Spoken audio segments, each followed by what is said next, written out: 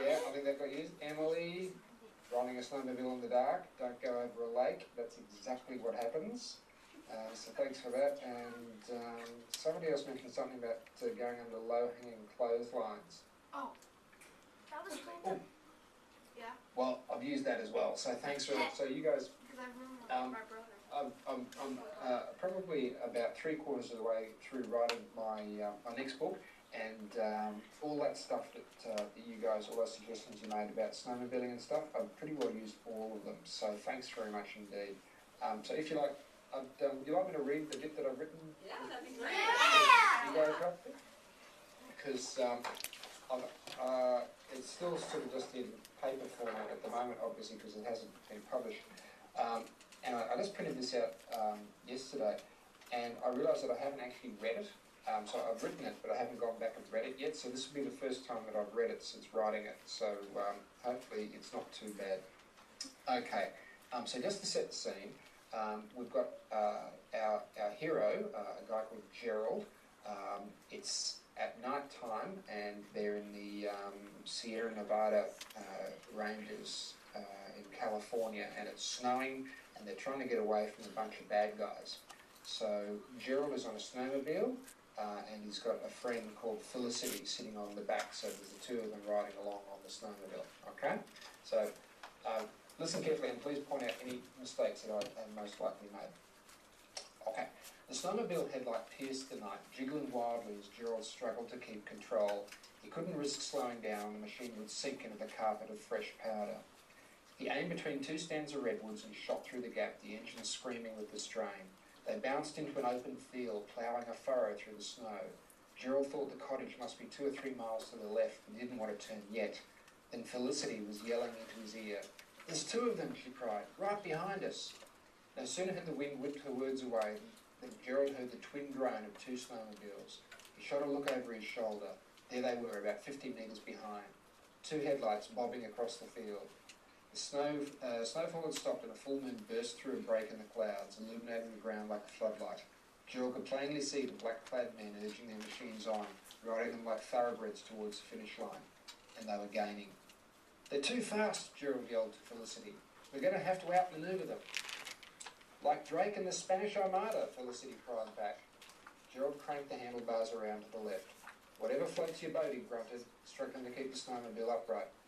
They hit a snowbank and soared over the top, taking to the air. "Hold on," Gerald yelled. Felicity squeezed the last words out of him. A sharp pain shot from Gerald's ribs. They landed with a crunch and the snowmobile roared on. Gerald chanced another look behind. Both pursuers were still there, 30 yards behind. Gerald knew he had to take some extreme measures. He gunned the machine and set a new path. "Isn't this taking us back to the house?" Felicity yelled in his ear. Gerald didn't bother responding. His ribs were killing him, and a screaming match wasn't going to help. Felicity would just have to hold on for the ride. The 3 snowmobiles skimmed across the ground in an arrow-shaped blur, spraying muck in their wake. Gerald had a vague plan. He was guessing the bad guys would have sent out every snowmobile they had for the chase, so around the house should be reasonably safe, provided he didn't slow down. There were possibilities there. Gerald slammed the machine along a laneway, the tops of fence posts poking out through the snow. In the distance he could see the covered bridge and the chimneys from the chalet, smoke still curling into the sky. He wondered what was going on inside. Were his parents okay? And why did trouble always seem to find him, no matter how far away he went?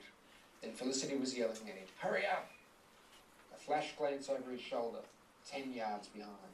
They bounced straight through the covered bridge without slowing down, and Gerald steered towards the rear of the house, towards the kitchen door.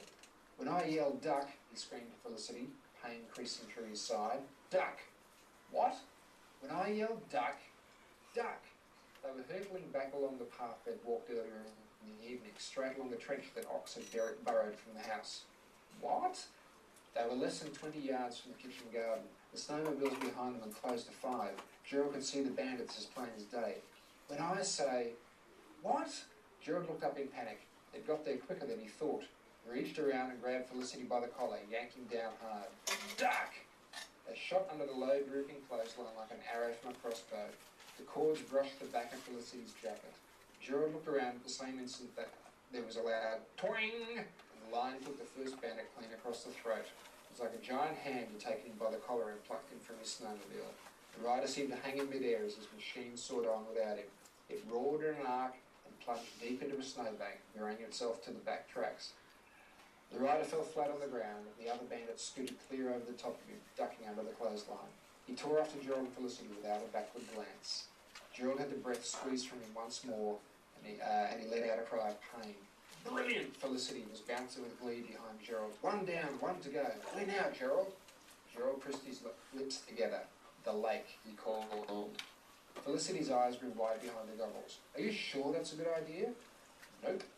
The snowmobile screamed out from the back of the chalet and headed down the gentle slope towards a frozen lake. What if the ice isn't thick enough? Felicity cried. Can you swim? Gerald asked. Yes. Well, that's good then. And on it goes. So that's part of my So thanks very much for all your ideas, guys. And of course, once I get out onto the lake, a lot of other adventures and stuff happen as well. So, any questions at all that you might have about sort of the whole reading and writing thing?